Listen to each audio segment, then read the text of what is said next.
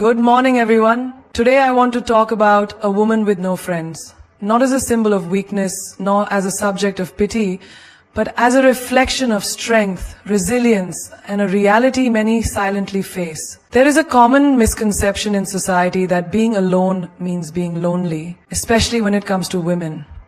From a young age, women are often taught that their worth is linked to their relationships, how many friends they have, how well they fit in, how socially accepted they are. So when a woman walks alone, when she isn't constantly surrounded by a group, people begin to assume that something must be wrong. She must be lonely. She must be unhappy. But that assumption couldn't be further from the truth.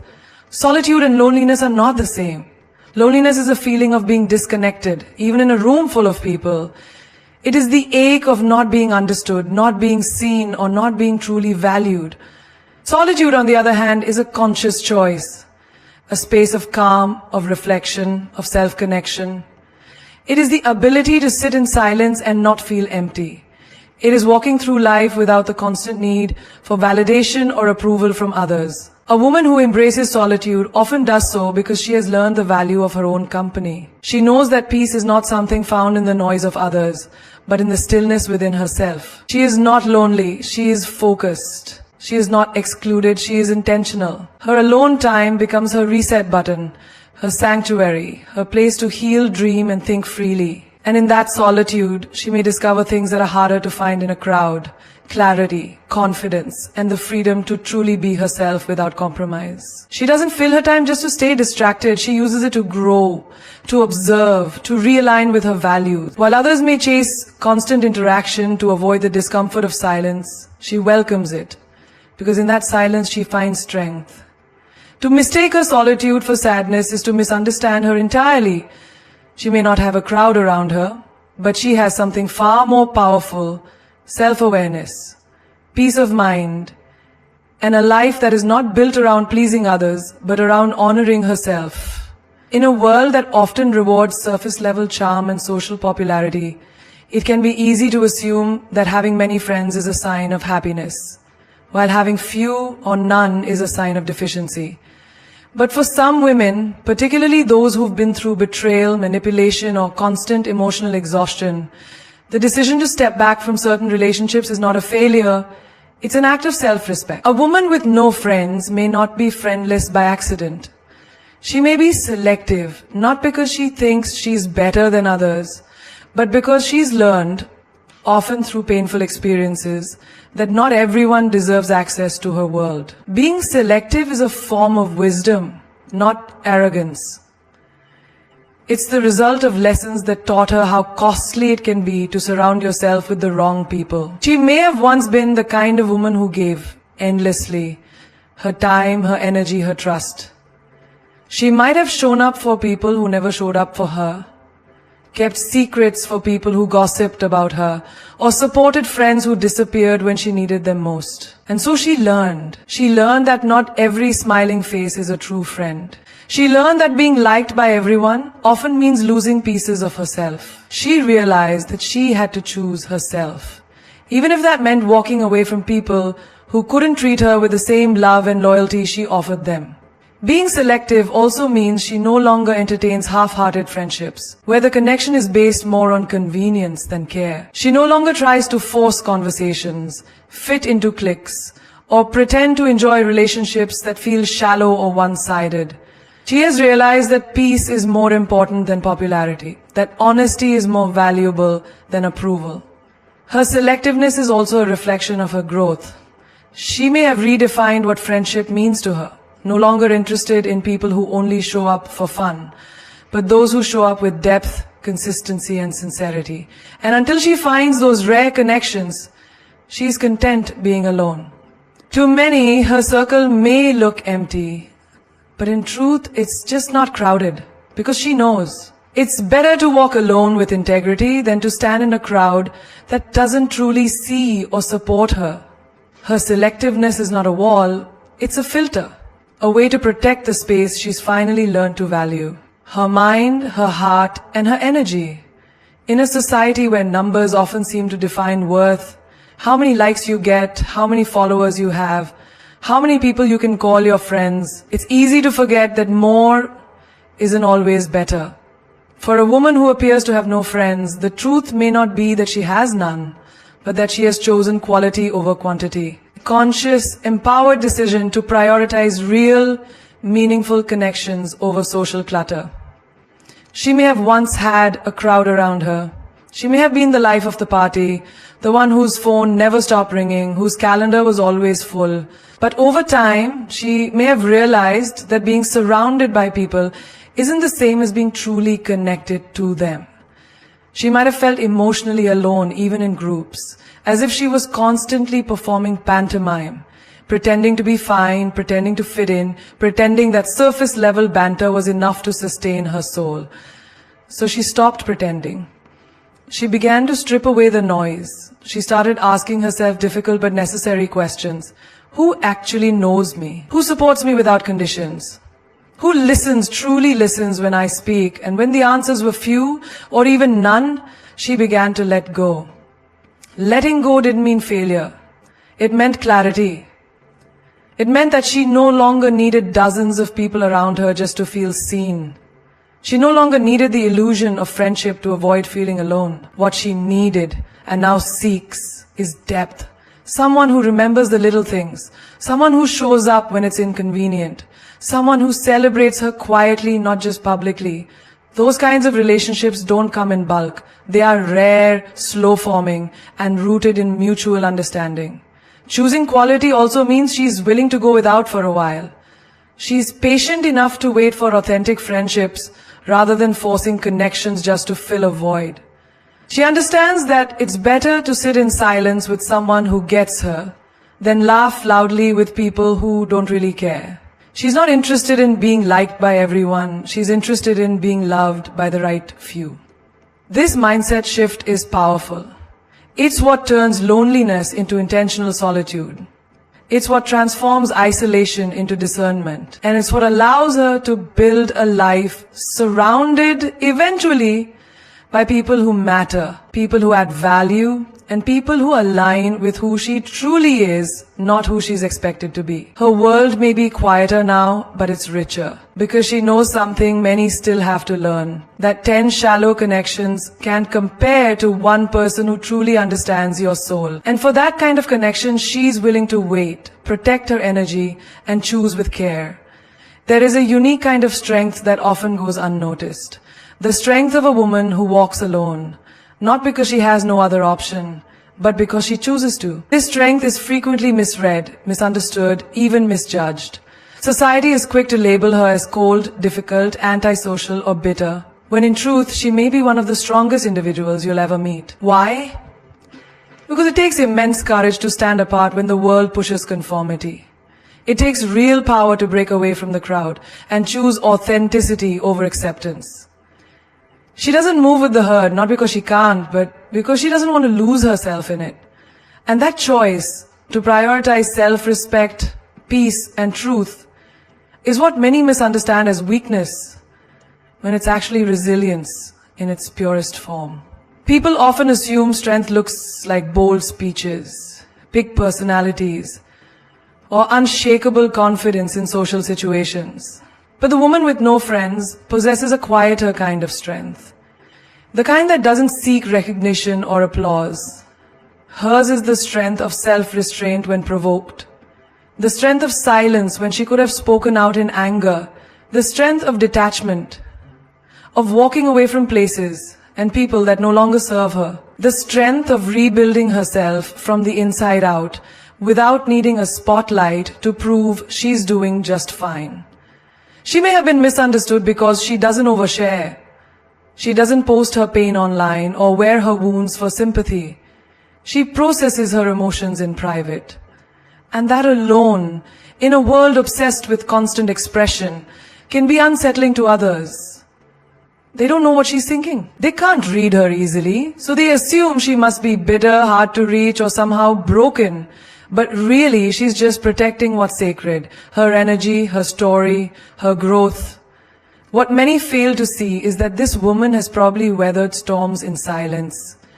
She's had to be her own source of comfort, her own motivator, her own protector. She's taught herself how to sit with grief, how to manage disappointment, how to find purpose, even in moments of complete aloneness. And still she rises, gracefully, steadily, without needing the world to cheer her on. This is a kind of emotional independence that threatens the norms. Because a woman who doesn't seek validation, who doesn't rely on popularity to feel whole, challenges the way society measures worth. Her solitude forces others to confront their own discomfort with being alone. Her self-sufficiency disrupts the narrative that a woman's value lies in her relationships, her role as a nurturer, or her social status. But what they miss is that her strength isn't cold. It's warm, just fiercely guarded.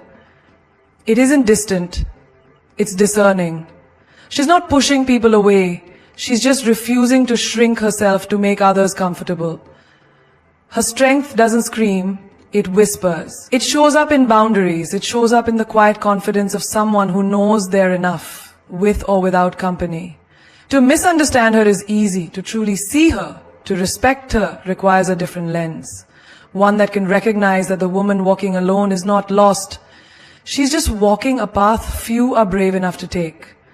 Behind every woman who keeps her distance, who sits in the back quietly, who doesn't seem to reach out or join in, there is usually a story. Not always loud or dramatic, but deeply personal. A story of healing, a journey of rebuilding. A chapter where the lesson was this: not everyone deserves access to me. A woman with no friends isn't always avoiding people. She's often protecting herself. She's been through relationships that drained her, situations that tested her, and moments that taught her the high cost of letting just anyone too close. Somewhere along the way, she learned that being open doesn't mean being vulnerable to everyone. She learned that boundaries aren't barriers, they're shields, they're acts of self-love. Perhaps she once let everyone in. Perhaps she once said yes out of guilt, kept quiet to avoid conflict, gave too much just to be accepted. Maybe she once mistook attention for affection or company for care. And perhaps that left her feeling invisible even when surrounded by people. A strange kind of loneliness that comes not from being alone, but from not being understood while in the presence of others.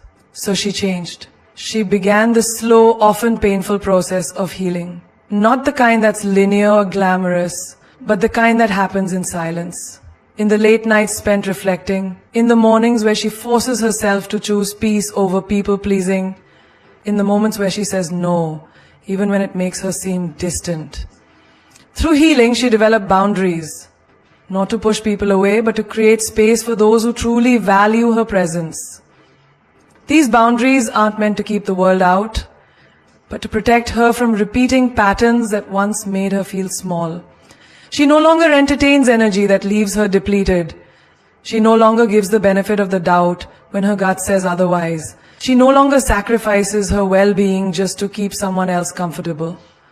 These boundaries come from wisdom, not bitterness. They are the result of knowing what it took to survive, what it costs to recover, and what it means to truly protect your peace. It's not that she doesn't want connection. She just refuses to compromise her healing for the sake of companionship. This kind of healing also brings clarity. She starts to see people for who they are, not who she wishes they were. She no longer chases closure from those who hurt her, because she knows closure comes from within. She's learned that silence is sometimes the best response, and walking away is sometimes the most loving thing she can do for herself. The woman with no friends may not be bitter. She's just cautious. She may not be lonely. She's just deeply aware of what she needs and what she won't tolerate. Her healing journey has rewired the way she interacts with the world. She isn't afraid to be alone, because she knows what it's like to feel alone, around the wrong people, and she'll never go back to that again. So when she draws a line, it's not rejection, it's self-preservation. When she chooses silence, it's not indifference, it's discernment. And when she keeps her circles small or empty, it's not because she doesn't value others. It's because she finally values herself enough to be intentional with who she lets in. When people see a woman who is often alone, who doesn't seem to have a social circle, who quietly moves through life without the background noise of friendship groups or constant companionship, the knee-jerk reaction is often pity. People assume she's lonely, maybe even broken or somehow incomplete. They view her solitude as a flaw, as something to be fixed. But what if, instead of pity, what she actually deserves is respect? What if her life, the way she carries herself, the way she chooses herself, is not something to mourn but something to admire? There is a quiet defiance in a woman who chooses to walk through the world without clinging to others for identity or self-worth. A kind of rebellion against a culture that defines women by their roles in relationships, as friends, lovers, supporters, caretakers. This woman defies the expectation that she must always be giving, socializing, accommodating. She reclaims her time, her voice, her presence. And that's not sad, it's inspiring. She teaches us that strength isn't always loud, that healing doesn't always need an audience, that self-respect sometimes means standing alone, rather than shrinking to be accepted by the crowd. She shows that validation doesn't need to come from applause or inclusion, it can come from within. And that kind of self-possession, it's rare, it's bold, it's beautiful. The world often overlooks the lessons a woman like this can offer. She reminds us to evaluate the relationships we maintain. Are they meaningful or just familiar? Are they nurturing us or just filling space? She challenges the idea that busy social calendars equal happiness and instead invites us to think about presence, intention, and emotional authenticity. This woman is proof that solitude can be empowering, that silence can be wise, that space can be sacred. She's not trying to prove anything to anyone. She's not performing for the world.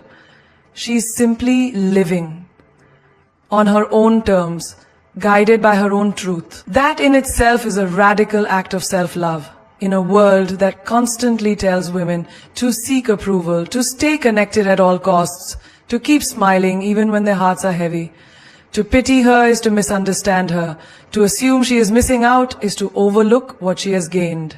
Peace, clarity, autonomy, and the profound realization that her value is not determined by how many people surround her, but by how deeply she knows and honors herself. She doesn't want attention, she wants authenticity.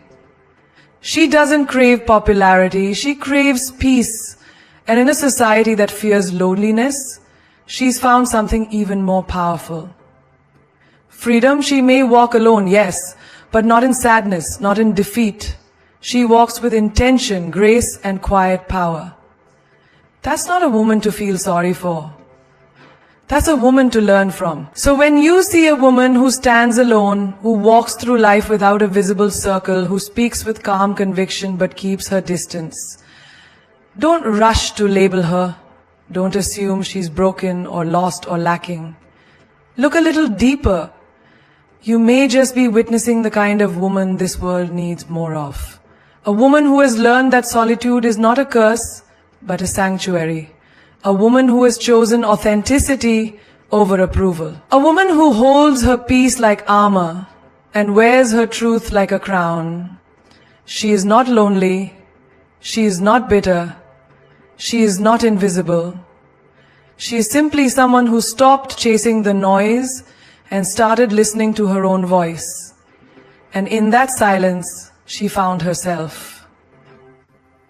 That's not weakness. That's not failure. That is strength in its rarest form.